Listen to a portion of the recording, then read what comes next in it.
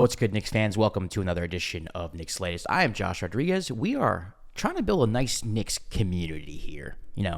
Objective, rational, passionate Knicks fans. So make sure you hit the subscribe button. Make sure you drop a comment on the video. Let me know your opinion about the content that we're dropping today, and also give the video a like.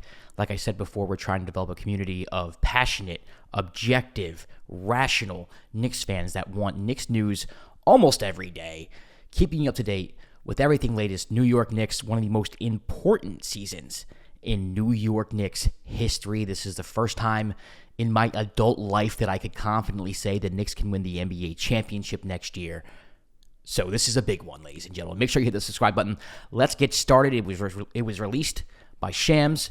The NBA Christmas schedule. The Knicks are going to be playing the Cleveland Cavaliers on Christmas. And if I'm going to be completely honest with you, this is the only matchup that really makes sense. Maybe the Pistons would have made sense, considering how choppy of a series that was and how physical of a series that was. But with Halliburton out, with Tatum out, the Pacers and Celtics no longer seem to be a marquee matchup. And you have the Cleveland Cavaliers, who to me is the only competition for the New York Knicks this year in the Eastern Conference that is very thin this year. Having them on Christmas just makes complete sense. Now, you go back to a few years ago when the Knicks beat the Cleveland Cavaliers in the first round of the NBA playoffs. That kind of ignited a little bit of I don't want to say rivalry, but we have been put on their radar. They have been put on our radar. They whipped us last year every chance that they got. They were the 1 seed last year. These are two teams that have expectations of not just winning the Eastern Conference, but winning the NBA Finals. So I do think the NBA made the right move here in putting both teams on Christmas against each other. Now, we'll get into this, I'm sure, down the road with some type of preview of some sort, but the Cavs, to me, man, they're dangerous. And I think a lot of people are overlooking the Cleveland Cavaliers based off of their playoff failures the past few years. But last year against the Pacers, again, the Pacers needed a miracle comeback, similar like they did against the Knicks, to take a lead in that series. The Cavs were hurt. There's a lot of things you can point to as to reasons why the Cleveland Cavaliers fell short against the Indiana Pacers. And I think a lot of that was just reasons out of their control. Now, they were the 1 seed last year. Kenny Atkinson had those guys playing better, more ball movement, just a better brand of basketball that fits them more than what they were previously doing under J.B. Bickerstaff. To me, the Cavs are a very dangerous team, a team that should be taken seriously despite the success that the Knicks have had against them in the playoffs the past couple years. I don't think last year was an aberration, when the Cavaliers put belt against the Knicks. I don't think it was. I think this is a team that the Knicks should be taking very seriously. I think this could be a rivalry within the East. I think at this point, it is the best matchup that the NBA can offer from an Eastern Conference standpoint.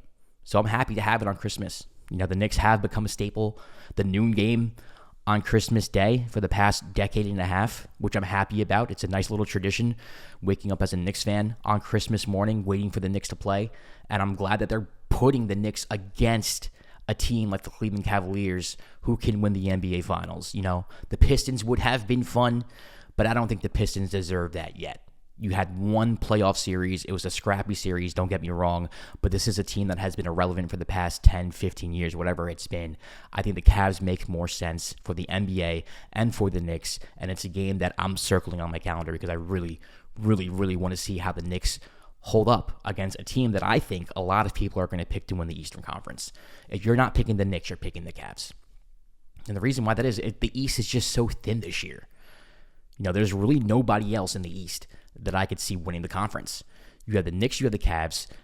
I know last year a lot of people didn't think the Pacers would come out of nowhere and win, but it didn't surprise many people because they made the Eastern Conference Finals the year before that. But you have teams like the Pistons who are still kind of like getting their footing and getting their identity and actually losing a couple of key pieces from last year's team in Malik Beasley, in Tim Hardaway Jr. So how are they going to react? The Atlanta Hawks, they get Kristaps Porzingis. I know they had Nickeil Alexander-Walker. They seem to be better this year. They seem to be a threat or to be taken seriously. But that's another team as well where it's like, okay, well, average team last year. Can you make that jump? Is Trae Young for real? I don't know. I don't think they enter that tier with the Knicks and the Cavaliers. The Celtics, you're going to be missing Jason Tatum. They made a lot of moves in the offseason. Anthony Simons is on his way over. I think they'll be okay. I think they'll be tough. I think they'll make the playoffs. But do I think they win the Eastern Conference? No, I don't. And then the Orlando Magic, which is probably the only other team that I could see probably sliding into that category with the Knicks and the Cavaliers, and another team that if they were to face the Knicks on Christmas, wouldn't have really cared too much. I think that would have been a good matchup.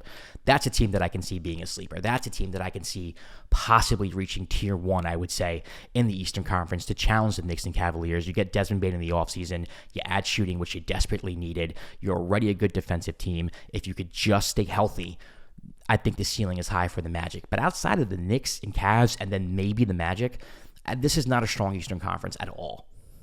At all. This is the year. If there's any year you could point to in New York Knicks history where the highway just opened up, it's this year. And it's not even close.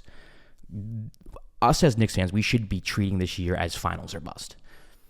100%. There is no reason why this New York Knicks team should not make the NBA Finals this year. I understand the Cavs are in the way.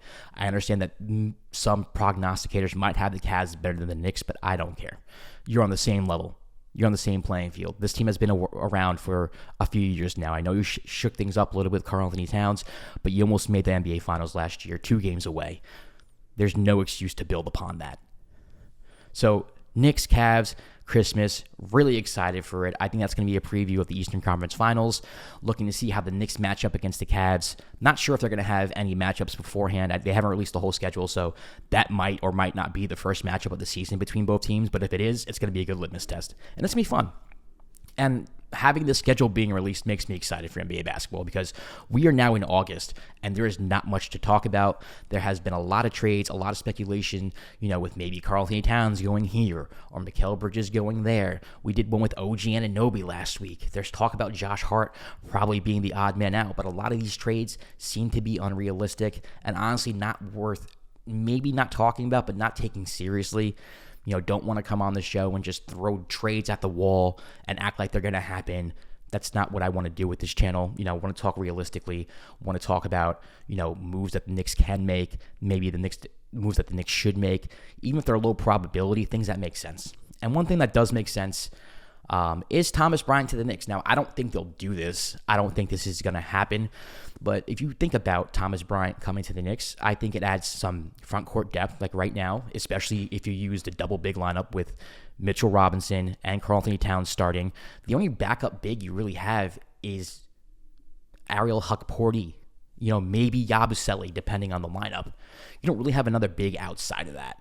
So I do think Thomas Bryant, who showed that he can play winning basketball on a championship contender last year with the Pacers when he was traded over to Indiana from Miami, I think he would fit nicely. Now, I don't know how much playing time he would get, but let's say Hukporti goes down, let's say Mitch goes down, and we need another big body in there. I'm comfortable with Thomas Bryant. He's a big guy. He can shoot the three, the corner three. That's what he added to the Indiana Pacers offense last year. It was another addition to his game that I didn't know he had until he was in Indiana. So someone who can stretch the floor, who doesn't take up much room in the paint. You could probably play him with the Karl-Anthony Towns maybe. I like that addition. That would make a lot of sense to me. Right now we're just looking for somebody who might be back end of the rotation or just to fill out the roster, but also somebody who, if thrown into the fire, they can make a difference. And I think Thomas Bryant's that guy. I think it's very possible that he can make a difference if given the chance. And he's somebody who I would like to have on the team. Now, is he, my number one option? No. Like I said, I would want a wing guard who can guard the wing, who could hit the three. That's what I think the Knicks are missing now. You have Clarkson, you have Deuce. There's no need to get a Russell Westbrook type to fight over minutes between Deuce and Jordan Clarkson. That would be a mess. Get somebody who's not going to interrupt that flow and someone who can just fit right in, shoot the three, defend. Amir Kofi, Landry Shamet, that type of player. All right, listen, going to be giving you updates throughout the week. I'm sure trade scenarios are going to come up. Maybe the Knicks sign somebody. Maybe they finally signed somebody on that last event minimum. Make sure you hit the subscribe button. Like the video. Let me know what you think of the Knicks-Cavs Christmas matchup. Let me know if you think there's another team in the East besides the Orlando Magic that you're fearing as a New York Knicks fan. Do you think there's another team out there that could sneak up and possibly win the Eastern Conference and surprise people like the Indiana Pacers did last year? Make sure you hit the subscribe button, like button. See you tomorrow.